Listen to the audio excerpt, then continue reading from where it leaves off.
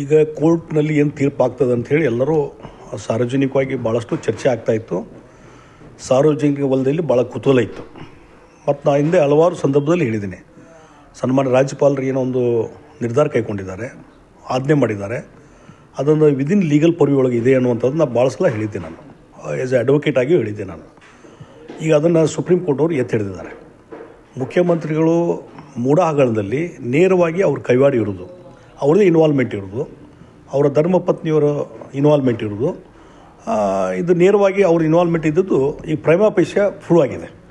ಈಗ ಹೈಕೋರ್ಟಿನ ತೀರ್ಪಿನಲ್ಲಿ ಸಹಿತ ಪ್ರೈಮಾ ಫೇಶಿಯ ಇದ್ರ ಬಗ್ಗೆ ಅವರು ಅದು ಪ್ರೂವ್ ಆಗಿದ್ದರಿಂದಲೇ ಬಹುಶಃ ಅವರು ಅದನ್ನು ಎತ್ತಿ ಹಿಡಿದಿದ್ದಾರೆ ಅನ್ನುವಂಥ ಮಾತು ಹೇಳ್ತೀನಿ. ಅದಕ್ಕಾಗಿ ಇವತ್ತು ಮುಖ್ಯಮಂತ್ರಿಗಳು ಸಬ್ಮಿಟ್ ಮಾಡಿದಂಥ ರಿಟ್ ಪಿಟಿಷನ್ನು ಡಿಸ್ಮಿಸ್ ಆಗಿದೆ.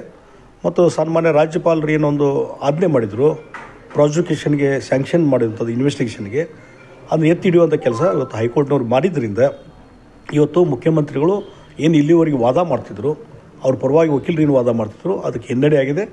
ಅದಕ್ಕಾಗಿ ನಾವು ಇನ್ನು ಮುಂದೆ ಹೈಕೋರ್ಟ್ ಆರ್ಡರ್ ಪ್ರಕಾರ ಮತ್ತು ರಾಜ್ಯಪಾಲರ ಒಂದು ಡೈರೆಕ್ಷನ್ ಪ್ರಕಾರ ಈಗ ಇನ್ವೆಸ್ಟಿಗೇಷನ್ ಸ್ಟಾರ್ಟ್ ಮಾಡಬೇಕಾಗುತ್ತೆ. ಇನ್ವೆಸ್ಟಿಗೇಷನ್ ಸ್ಟಾರ್ಟ್ ಮಾಡಬೇಕಾದ್ರೆ ಇವತ್ತು FIR ಫೈಲ್ ಮಾಡಬೇಕಾಗ್ತದೆ. ಒಬ್ಬ ಮುಖ್ಯಮಂತ್ರಿಗಳ ಮೇಲೆ FIR ಫೈಲ್ ಆಗಿ ಇನ್ವೆಸ್ಟಿಗೇಷನ್ಗೆ ಅವಕಾಶ ಸಿಕ್ಕಾಗ ಒಂದು ನೈತಿಕ ಹೊಣೆ ಹೊತ್ತು ಮುಖ್ಯಮಂತ್ರಿಗಳು ರಾಜೀನಾಮೆ ಕೊಡಬೇಕಾಗ್ತದೆ. ಹೀಗಾಗಿ ಆ ಕೆಲಸವನ್ನು ಮುಖ್ಯಮಂತ್ರಿಗಳು ಮಾಡಿದರೆ ಅವ್ರಿಗೆಲ್ಲರೂ ಬೇಷ್ ಅಂತಾರೆ. ಆದರೆ ಇದನ್ನು ಬಿಟ್ಟು ಒಂದು ಬಂಡತನ ತೋರಿಸಿ ನಾನು ರಾಜೀನಾಮೆ ಕೊಡೋದಿಲ್ಲ, ಇದ್ರ ಮೇಲೆ ಅಪೀಲ್ ಮಾಡ್ತೀನಿ. ಅಪೀಲ್ ಮಾಡೋಕ್ಕೆ ನಿಮಗೆ ಅಧಿಕಾರ ಇದೆ, ಸುಪ್ರೀಂ ಕೋರ್ಟ್ ಮಟ್ಟ ಹೋಗ್ಲಿಕ್ಕೂ ನಿಮಗೆ ಅಧಿಕಾರ ಇದೆ, ಇಲ್ಲ ಅಂತ ಹೇಳೋದೇ ಇಲ್ಲ. ಆದರೆ ಅಲ್ಲಿ ಹೋದ ಮೇಲೆ ಅಲ್ಲಿ ಏನು ನಿರ್ಧಾರ ಆಗ್ತದೆ ಅದಕ್ಕೆಲ್ಲ ಬೈಂಡಿಂಗ್ ಆಗ್ತದೆ.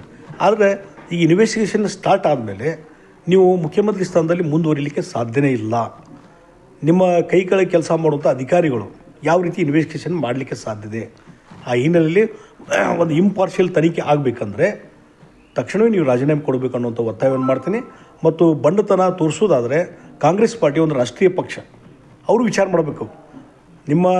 ನಿಮ್ಮ ರಾಷ್ಟ್ರೀಯ ಪಕ್ಷದ ಒಬ್ಬ ಮುಖ್ಯಮಂತ್ರಿ ಈ ರೀತಿ FIR ಫೈಲ್ ಆಗಿ ಇನ್ವೆಸ್ಟಿಗೇಷನ್ ನಡೆಯುವಂಥ ಸಂದರ್ಭದಲ್ಲಿ ಹೈಕೋರ್ಟ್ನಲ್ಲಿ ಅದು ಅಫೇಲ್ಡ್ ಆಗಿ ಇದೆಲ್ಲ ಇದ್ದಾಗೂ ಇವತ್ತು ಒಬ್ಬ ಮುಖ್ಯಮಂತ್ರಿ, ಕಾಂಗ್ರೆಸ್ ಪಾರ್ಟಿ ಮುಖ್ಯಮಂತ್ರಿ ರಾಜೀನಾಮೆ ಕೊಡೋದಿಲ್ಲ ಅಂದರೆ ಇವತ್ತು ಕಾಂಗ್ರೆಸ್ ವರಿಷ್ಠರು ಇದನ್ನು ಭಾಳ ಗಂಭೀರವಾಗಿ ತೆಗೆದುಕೊಳ್ಬೇಕಾಗ್ತದೆ.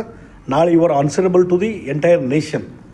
ಎಲ್ಲ ಕಡೆಯೂ ಕ್ವಶನ್ ಮಾಡ್ತಾರೆ. ಈ ರೀತಿ ಬೇರೆಯವ್ರ ಬಗ್ಗೆ ಭ್ರಷ್ಟಾಚಾರ ಬಗ್ಗೆ ಮಾತಾಡ್ತೀರಿ ಕಾಂಗ್ರೆಸ್ ಪಾರ್ಟಿ. ಹಾಗಾದರೆ ನಿಮ್ಮಲ್ಲಿ ಹಗರಣದಲ್ಲಿ ಸಿಕ್ಕಂಥ ಒಬ್ಬ ಮುಖ್ಯಮಂತ್ರಿ ಬಗ್ಗೆ ನೀವು ಏನು ಕ್ರಮ ಕೈಗೊಳ್ದಿದ್ರೆ ಇವತ್ತು ರಾಷ್ಟ್ರೀಯ ಪಕ್ಷಕ್ಕೂ ಒಂದು ನಾಚಿಕೆ ಬರುವಂಥ ಸಂಗತಿ. ಅದಕ್ಕಾಗಿ ಮುಖ್ಯಮಂತ್ರಿಗಳು ತಕ್ಷಣ ರಾಜೀನಾಮೆ ಕೊಡಬೇಕು ಅನ್ನುವಂಥ ಒತ್ತಾಯವನ್ನು ನಾನು ಮಾಡ್ತೀನಿ. ಈ ಹಿಂದೆ BS ಯಡಿಯೂರಪ್ಪನವರು ಮುಖ್ಯಮಂತ್ರಿ ಆಗಿದ್ದಾಗ ಗಂಭೀರ ಆರೋಪ ಕೇಳಿಬಂದ ಸಂದರ್ಭದಲ್ಲಿ ಅಪೋಸಿಟ್ ಲೈನ್ ಒಳಗೆ ಸಿದ್ದರಾಮಯ್ಯನವರು ಇದ್ಕೊಂಡು ಭಾರದ್ವಾಜ್ ಅವ್ರ ನಡೆಯನ್ನು ಸಮರ್ಥಿಸಿಕೊಂಡ್ರು ಆ ಸಮಯದಲ್ಲಿ. ಆದರೆ ಈಗಿನ ರಾಜ್ಯಪಾಲರ ನಡೆಯನ್ನ ಎಲ್ಲ ಕಾಂಗ್ರೆಸ್ ನಾಯಕರು ಒಂದು ರೀತಿ ಟೀಕೆ ಟಿಪ್ಪಣಿಗಳ ಮೇಲಕ್ಕೆ ಮುಂದೋಗ್ತಿದ್ದಾರೆ. ನೋಡ್ರಿ, ಇವ್ರಿಗೆ ಕಾಂಗ್ರೆಸ್ ಪಾರ್ಟಿಗೆ ಸಂವಿಧಾನದ ಬಗ್ಗೆ ಗೌರವ ಇದ್ದರೆ ರಾಜ್ಯಪಾಲರ ಹುದ್ದೆ ಬಗ್ಗೆ ಟೀಕೆ ಮಾಡಬಾರ್ದು. ರಾಜ್ಯಪಾಲರು ಏನು ಡೇ ಟು ಡೇ ಅವ್ರು ಆ್ಯಕ್ಷನ್ ತೊಗೊತಾರೆ, ಏನೋ ವ್ಯವಹಾರಗಳನ್ನು ಮಾಡ್ತಾರೆ, ಅದು ಬೆಳಗಿಂದ ಸಾಯಂಕಾಲ ಟೀಕೆ ಮಾಡುವಂಥದ್ದು, ಅವ್ರ ಪತ್ರ ಬರೆದು ಅದಕ್ಕೂ ಟೀಕೆ ಮಾಡುವಂಥದ್ದು. ಮತ್ತು ಈಗ ಟೀಕೆ ಮಾಡಿದ್ರಿ, ಈಗ ರಾಜ್ಯಪಾಲರು ಈ ರೀತಿ ಪ್ರಾಸಿಕ್ಯೂಷನ್ ಸ್ಯಾಂಕ್ಷನ್ ಮಾಡಿದ್ದನ್ನು ಟೀಕೆ ಮಾಡಿದ್ರಿ, ಇವತ್ತು ಹೈಕೋರ್ಟ್ ಅಪೀಲ್ ಮಾಡಿದೆ. ಹೀಗಾಗಿ ನಿಮ್ಮ ಟೀಕೆಯಲ್ಲಿ ಅರ್ಥ ಇಲ್ಲ ಅಂತಿದ್ರ ಮೇಲೆ ಪ್ರೂವ್ ಆಗಿದೆ. ಮತ್ತು ಮಾನ್ಯ ಪಾರ್ಲಿಮೆಂಟ್ನಲ್ಲಿ ಪ್ರಮಾಣ ವಚನ ಸ್ವೀಕಾರ ಮಾಡುವಾಗ ರಾಹುಲ್ ಗಾಂಧಿ ಹಿಡ್ಕೊಂಡು ಪ್ರತಿಯೊಬ್ಬ ಕಾಂಗ್ರೆಸ್ನವರು ಸಂವಿಧಾನದ ಪುಸ್ತಕ ಹಿಡ್ಕೊಂಡು ಒಂದು ರೀತಿ ನಾವು ಸಂವಿಧಾನಕ್ಕೆ ಬದ್ಧರಿದ್ದಂಥವ್ರು, ಸಂವಿಧಾನ ರಕ್ಷಣೆ ಮಾಡುವಂಥವ್ರು, BJP ಅವರು ಸಂವಿಧಾನ ವಿರೋಧಿ ಅಂತ ಹೇಳಿ ಪ್ರೊಟೆಸ್ಟ್ ಮಾಡೋ ರೀತಿಯಲ್ಲಿ ಪ್ರಮಾಣ ವಚನ ಸ್ವೀಕಾರ ಮಾಡಿದರು ಸಂವಿಧಾನ ಬುಕ್ ಹಿಡ್ಕೊಂಡು. ಅದೇ ಸಂವಿಧಾನ ಬುಕ್ ಹಿಡಿದಂಥವ್ರು ಇವತ್ತು ಒಬ್ಬ ಮುಖ್ಯಮಂತ್ರಿ, ಯಾರು ಮುಖ್ಯಮಂತ್ರಿ ಮತ್ತು ಉಳಿದ ಮಿನಿಸ್ಟರ್ಸ್ ಎಲ್ಲರೂ ಸಂವಿಧಾನಬದ್ಧವಾದಂಥ ರಾಜ್ಯಪಾಲರ ಹುದ್ದೆಗೆ ಅಪಮಾನ ಮಾಡುವಂಥ ಕೆಲಸ ಮಾಡ್ತಿರಲಿಲ್ಲ. ಇದೇನು ಸಂವಿಧಾನ ರಕ್ಷಣೆ ಮಾಡುವಂಥವ್ರು ನೀವು ಅಂತ ಕೇಳಬೇಕಾಗುತ್ತೆ. ಯಾವ ಶ್ರೀಮತಿ ಇಂದಿರಾ ಗಾಂಧಿಯವರು ಈ ಒಂದು ದೇಶದ ಮೇಲೆ ತುರ್ತು ಪರಿಸ್ಥಿತಿ ತಂದಂಥವ್ರು, ಇದು ಅಗೇನ್ಸ್ಟ್ ದ ಕಾನ್ಸ್ಟಿಟ್ಯೂಷನ್, ಸಂವಿಧಾನ ವಿರೋಧ ಮಾಡ್ಕೊಂಡು ಬಂದಂಥವ್ರು ಸಂವಿಧಾನದ ಬಗ್ಗೆ ಮಾತಾಡಲಿಕ್ಕೆ ನಿಮಗೇನೂ ಹಕ್ಕಿಲ್ಲ ಅಂತ ಅನ್ನೋಂಥ ಪ್ರಶ್ನೆ ಹೇಳ್ತೀನಿ ನಾನು. ಅದಕ್ಕಾಗಿ ನಿಮಗೆ ನಿಜವಾಗಿ ಸಂವಿಧಾನದ ಬಗ್ಗೆ ಗೌರವ ಇದ್ದರೆ ತಕ್ಷಣ ರಾಜ್ಯಪಾಲರು ಕ್ರಿಟಿಸೈಸ್ ಮಾಡೋದು ಬಿಡಿ. ಹೈಕೋರ್ಟ್ ಏನು ತೀರ್ಪು ಮಾಡಿದೆ ಅದ್ರ ಪ್ರಕಾರ ನಡ್ಕೊಳ್ಳುವಂಥದ್ದು ಕೆಲಸ ಮಾಡಿ. ನೀವು ಅದರಲ್ಲಿ ನಿರಪರಾಧಿಗೆ ಹೊರಗೆ ಬಂದರೆ ನೀವು ಮುಖ್ಯಮಂತ್ರಿ ಕಂಟಿನ್ಯೂ ಆಗಿರಲಿಲ್ಲ, ಯಾರು ಬೇಡ ಅಂತಾರೆ. ಅದು ಬಿಟ್ಟು ಈ ರೀತಿ ಪ್ರತಿ ಹಂತದಲ್ಲಿ ರಾಜ್ಯಪಾಲನ ಟೀಕೆ ಮಾಡೋದು ನಿಲ್ಲಿಸ್ರಿ ಅಂತ ಹೇಳ್ತಾನೆ. ನೋಡೋಕ್ಕೆ ಕಾನೂನು ಹೋರಾಟ ಮಾಡಲಿಕ್ಕೆ ಅವಕಾಶ ಇದಾವೆ, ಯಾರು ಇಲ್ಲ ಅಂತಾರೆ. ನೀನು ಹಿಂದೆ ಭಾಳಷ್ಟು ಕೇಸ್ಗಳು ಸುಪ್ರೀಂ ಕೋರ್ಟ್ ಮಟ್ಟ ಹೋಗ್ಯಾವ. ರಾಜ್ಯಪಾಲರು ಮಾಡಿದಂಥ ಆಜ್ಞೆಗಳ ಬಗ್ಗೆ ಸುಪ್ರೀಂ ಕೋರ್ಟ್ನಲ್ಲಿ ಚಾಲೆಂಜ್ ಮಾಡಿದ್ದಾರೆ. ಅಲ್ಲಿ ಚಾಲೆಂಜ್ ಮಾಡಿರಿ ಯಾರೂ ಬೇಡೋದಿಲ್ಲ, ನೀವು ರಾಜೀನಾಮೆ ಕೊಟ್ಟು ಚಾಲೆಂಜ್ ಮಾಡಿರಿ. ನೀವು ಚಾಲೆಂಜ್ ಮಾಡೋದು ಬೇಡ, ಅಪೀಲ್ ಮಾಡೋದು ಬೇಡ ಅಂತ ನಾವು ಹೇಳೋದಿಲ್ಲ. ಆದರೆ ರಾಜೀನಾಮೆ ಕೊಟ್ಟು ಮುಂದಿನ ಪ್ರೊಸೆಸ್ ಮಾಡಿರಲ್ಲ, ಯಾರು ಬೇಡ ಅಂತಾರೆ. ಅದನ್ನು ಮಾಡ್ಲಿಕ್ಕೆ ತಯಾರಿಲ್ಲ. ಒಂದು ಬಂಡತನ ತೋರಿಸೋದು ಮತ್ತು ಒಂದು ರಾಷ್ಟ್ರೀಯ ಪಕ್ಷದ ಈ ರೀತಿ ನೀತಿ ಸರಿಯಲ್ಲ ಅಂತ ನಾನು ಹೇಳ್ತೀನಿ.